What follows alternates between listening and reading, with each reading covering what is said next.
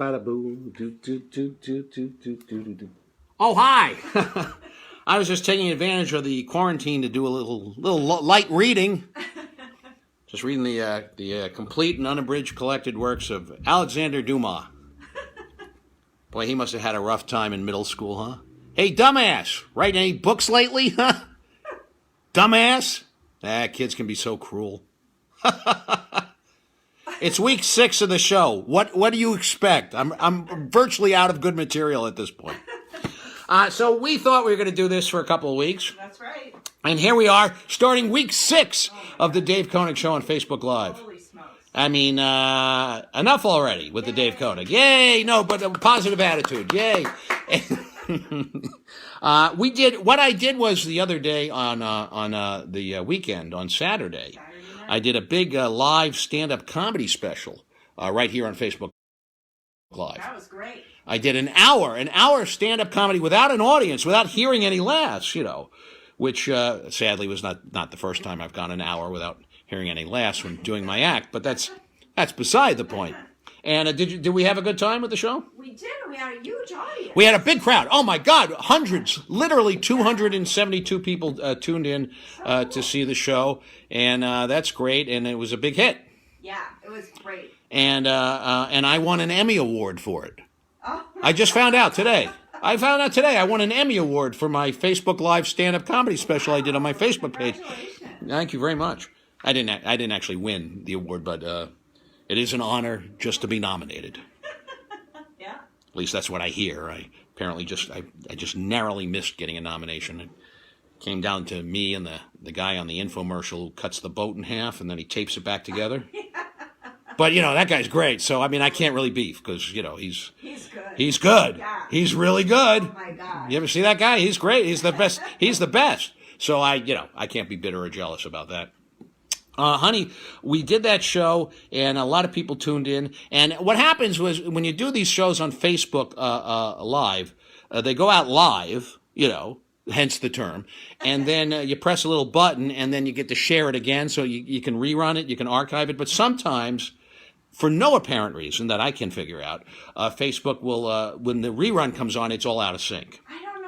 I don't know why that is either. So you can see the stand-up special still on my Facebook page, but it's all like, what's up, Tiger Lily, How's that for a topical reference for the kids? That's why you got to watch the live version. That's why you got to watch the live version. Show up. But you know what that means, honey? What? That means it's time for the Dave Konig Show on Facebook Live with my co-host, seated a mere 6 feet social distance away from me, the lovely bride of Konig, Susan Konig. Hi, everybody. Hi, everybody, of course, is Susan Konig's copyrighted catchphrase. If you use the words hi, every, or buddy in any circumstance, you will incur the wrath of Susan Konig. And believe me, I can speak from experience, you do not want to incur her wrath. Because you know what'll happen. I know what'll happen. Here's what'll happen. She'll get really, really quiet. And then and you'll say, like, is something wrong? And she'll say, no, nothing's wrong. But something's wrong. And it probably has something to do with something you said or did, but you won't know what it is, and she won't tell you. But then, give it about 6 or 7 years, and then out of nowhere, bam! She will just hit you with it with specificity, with detail. She will read you back transcripts. It'll blow your mind. So you don't want to go there, trust me. Get ready. Get ready for that. The Not Ready for Dave Konig Players and the Dave Konig Dancers. Yes. Our in-house sketch comedy troupe and our in-house dance troupe. Yes. Will not be on the show tonight. Well, as you know, honey, we have, of course, Gladys is our dance captain of the troupe, and she's 104 years old. God bless her. God bless that woman. Wow. And she's a trooper. She just will not stop. And as you know, she's just she's basically just protoplasm in a jar at this point. She's had everything removed. And then Kevin is the kid. He's the young punk kid. He went through the UCB or the PID or the Groundlings or one of those idiot groups. Right. And he thinks he's going to be a big star. So Kevin, a couple of days ago, said, I'm not coming in. I'm taking Gladys with me. I'm out of here. I'm going to Michigan. I said, why are you going to Michigan? He says, I'm going to protest, man. Oh, yeah? What happened? He went out to protest the social distancing, you see. That's far to go. That's far to go. And he called in today. He's still on the road. I said, Kevin, are you coming in to do some sketches on the show? He said, no, man, I gotta stay out here. I gotta protest. I said, what are you protesting? What's the matter with you? He said, I'll tell you what I'm protesting. He said, this whole thing, you've read about it in the papers, this whole pandemic thing. He said, it's a government hoax. Oh, man. It's a government hoax to control our precious bodily fluids by bombarding our enzymes with radioactive waves spread through the 5G network. Oh my gosh. Yeah. And I said, what? What are you talking? He said, no. They're doing this to distract us from the plan. I said, what's the plan? It's the plan for George Soros to take over the International Monetary Fund so he can finance Hillary Clinton's secret weather-changing machine that she keeps in the basement of her house in Chappaqua. I said, Kevin, what are you talking? He said, no, it was all laid out in the protocols of the elders of Zion. I said, Kevin, I think you've been spending too much time on the internet. You've been reading too much of that InfoWars stuff. I said, are you coming in to work or what? He said, I'll be there Tuesday. So I think he's coming in tomorrow. Oh, well, no rush. No rush, Kevin. Yeah. Just stay out there and clear your head for a while. Take your time. Clear your head a little. I think you've been just a little too caught up in these things. Wow. So he won't be in. But here's what I wanted to do today. I wanted to talk about the state of affairs of show business. Oh, my gosh. Now, as you know, honey, I used to make a good living doing television commercials. Sure. Both voiceover and on camera. And I used to make a fortune. Doing this. I bought a house in the suburbs at one point by saying things like, may cause oily discharge. So, it was a great racket. And then it all changed. The whole business changed, for reasons that are not that interesting. The media changed and the commercial business changed. And it's probably just, and so I haven't done a commercial in years, which is probably just as well. Because at this stage of my life, I get a little bit, I haven't gone out to get the stuff to put in so you can see there's a little bit right there. So at this stage, all I would get cashed in anyways is medicine commercial. Guys my age, all they get is medicines. Yeah, it's like, and it's just, it's depressing. It's depressing. And all those pills, anyway, they convince you that you have something wrong with you that you probably don't have. Because it's always, all those commercials are the same. There's always some forlorn-looking guy, and he's looking out the window on a rainy day, pulling back the curtain. The voiceover comes on, some idiot like me doing the voiceover. Do you sometimes feel a little down? I'm sitting at home going, yeah, I suppose so. Have you ever been sad? Come to think of it, yes, I have been sad. Do you sometimes feel awkward around other people? And you're starting to make me a little tense, quite frankly. Have you ever sat in a chair? I'm sitting in a chair right now. What do I have? You could be suffering from manic bipolar depressive awfulness syndrome. If so, you need Depressonaut, the little pill that'll solve all your problems. Cut to the next day, the guy's on Depressonaut. He's leaving the house for the first time in months. He's smiling, he's cheerful, he's waving to the mailman. Hi, Bob. Well, mailman waves back. Hi, Phil. He knows the mailman by name. Oh, he's a great-looking mailman, too, like a handsome guy in a crisp, well-pressed, uniform. Doesn't look like any mailman I ever had. My guy's a stringy-haired psychotic. Looks like he slept under a bus. But I used to do this racket for a living. It was great. It was a great racket. And I want to tell you about, I don't know, do you remember when we first started dating? Yes. I'm talking to my wife, Susan Konig. She's sitting right over here. When we first started dating and I got a big commercial campaign. Yeah. All right, here's what happens. See, the deal is that most actors have the same dream. It doesn't matter if they're a Broadway star playing Richard III, or there's some schlub, playing the third villager on the left in some production of Fiddler out in Wisconsin or something. Every actor has the same dream: to get cast in a really, really big TV commercial and make a boatload of money. See, most actors can't make a living with "now is the hour of my discontent," but you can pay your mortgage with "may cause oily discharge." So that's what you want. Yes. So, actors will tell you they aspire to be Laurence Olivier, and they don't. They aspire to be Mr. Whipple, okay? Mr. Whipple. There's a topical reference for the kids. Mr. Whipple was a guy. Here was Mr. Whipple. He was some middle-aged actor who just happened to show up for the audition. He said, I guess I'll go on this stupid audition for the toilet paper commercial. And the whole premise of the commercial was just he was just admonished. He had a store apparently, and like people would come in his store and they would squeeze the Charmin toilet paper because it was so squeezably soft. And Mr. Whipple would admonish them. Right. He said, "Hey, please don't squeeze the Charmin." He was a guy who would admonish people. That was his catchphrase. It was like, "Don't squeeze the Charmin. I put it on the shelf, please, for God's sakes." It's like his catchphrase could have been, no shoes, no shirt, no service. He was just a cranky guy who was yelling. But he made a fortune, this guy, okay? He made billions of dollars. He retired. He got a little retirement property in Mexico. Maybe you've heard of it. It's called Acapulco. So the first big commercial, so I got a big commercial job. This was in 1989, okay? I did not have 3 nickels to rub together to make a dime, which is a new, that's a new saying I just came up with. I like that. I didn't have $2 to rub together. And we just started dating, yeah. Right? And this is 1989. And I show up for an audition, and I get hired. I get hired to do a series of commercials for Maxwell House Coffee, okay? And these were taste test commercials where they were comparing the taste of Maxwell House to Folgers Crystals. Okay, and since this was a Maxwell House commercial, Folgers Crystals was doomed to lose the taste test every time, So basically, someone would sip a cup of Maxwell House coffee, and they go, ooh. That is good coffee. What is that? Maxwell House? Well, I'll have some more of that, please. And then they take a little sip of the Folgers Crystals. Oh! What's in that? Paint thinner? What the hell what is? The basic gist was that Folgers Crystals contained tiny shards of glass that would irreparably damage your inside. So that was the premise of the commercial campaign. And they hired a Saturday Night Live, the original Saturday Night Live director, Gary Weiss. Oh, I remember. Remember? And for those of you of a certain age, you might remember the first couple of seasons of Saturday Night Live. They go, and now a short film by Gary Weiss. So they hired Gary Weiss to direct these commercials. Oh, wow. Many years after Saturday Night Live, it's 1989. And so the taste test commercials, I'm off camera. You don't see me. You just hear my voice, and you see the person drinking the coffee, and you just see you see my hands as I'm handing them the coffee. We get on the set.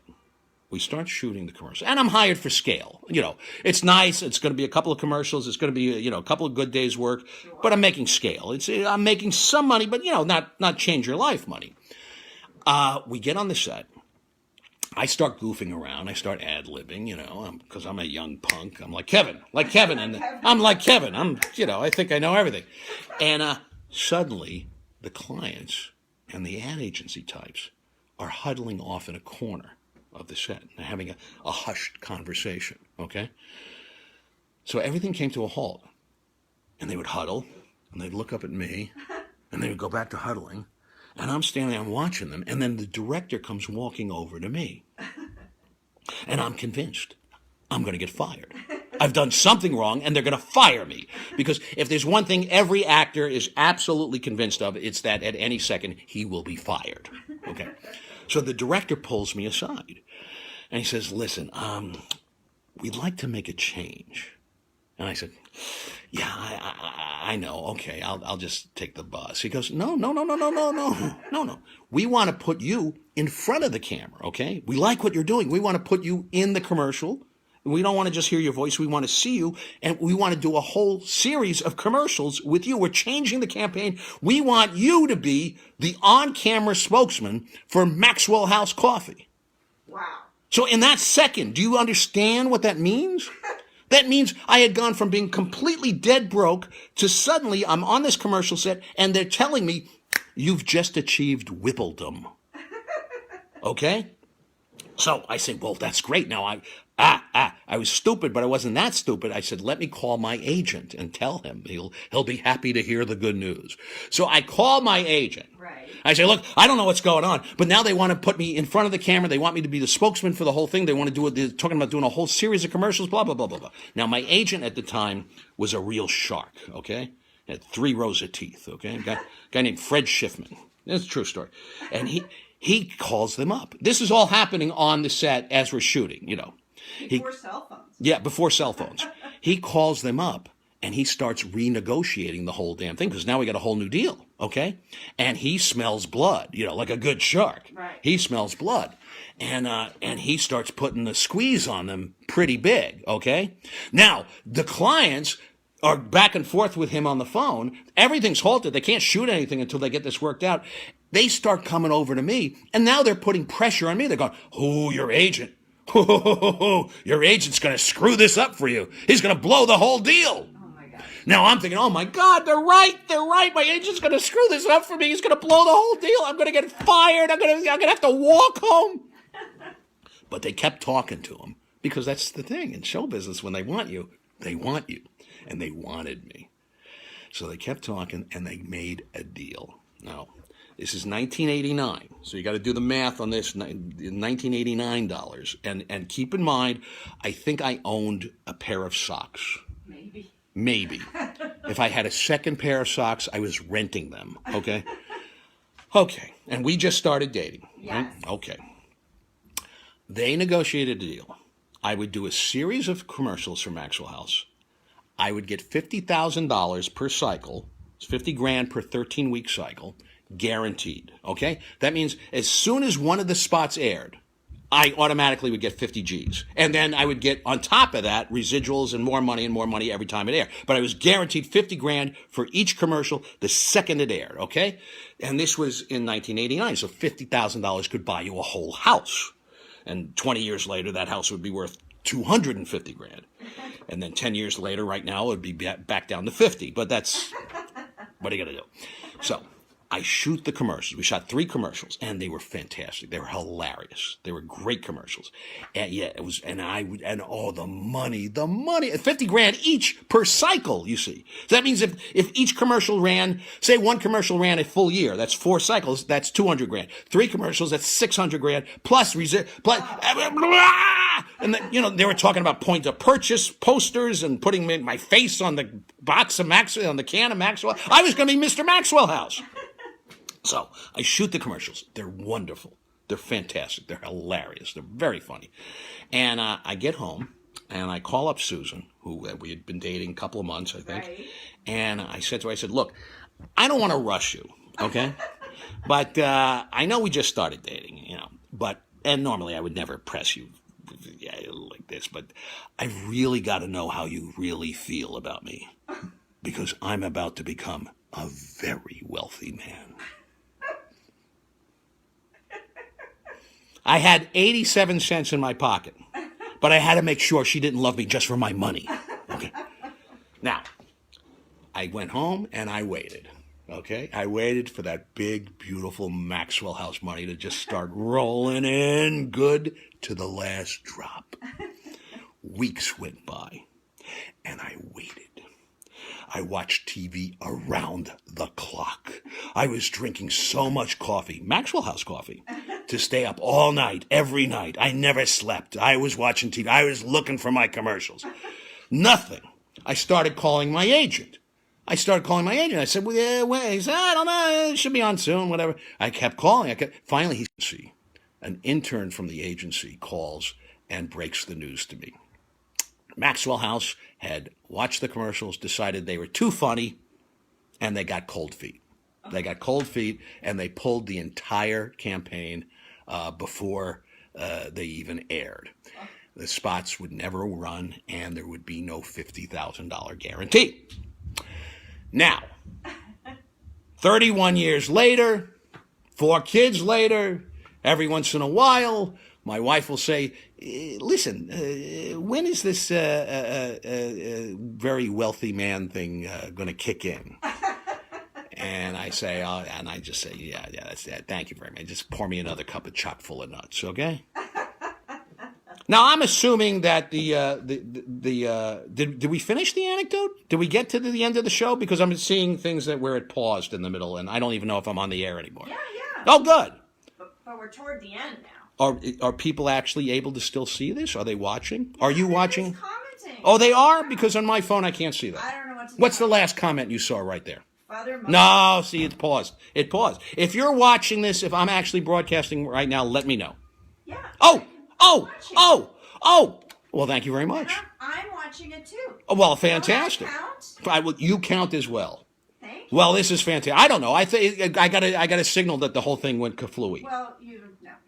All right. Well, that's my little story of how I almost became very rich selling coffee, but I didn't. Isn't that a great story? I love it. I didn't even remember that story. By the way, this was such a big, important thing in my life for so long. It's like, oh, the Maxwell House commercial. I was going to make so much money, and it disappeared. And then I honestly, I had forgotten this anecdote until earlier today. I hadn't. I went through some notes and went, oh, the Maxwell House story. Maybe I'll do that on the show today. I forgot about 10 years ago. I forgot all about it. We're still not allowed to buy Maxwell. We're still not allowed to buy Maxwell House coffee. No, I like that. What's the stuff I like? Mr. Mike's Major Dickinson's Pete's Coffee. That's the good stuff. Yeah. Why am I plugging them? They're not plugging me. I don't know. No one's sponsoring this show. I'm not making a nickel from this show. Oh, wow. What the hell do I care? Drink whatever coffee you want. You want to drink any kind of coffee, go right ahead. No one's sponsoring me. Well, listen, that's all the time we have. I'm assuming I've done about 45 minutes today. Well, 21. 21, that's way too much, Dave Konig. That's all the time I have. Until next time, this is Dave Konig saying good night, God bless, drive safely, watch my show every weekday at 6 p.m. Eastern Standard Time, right here on this Facebook television network. Good night, everybody. Bye.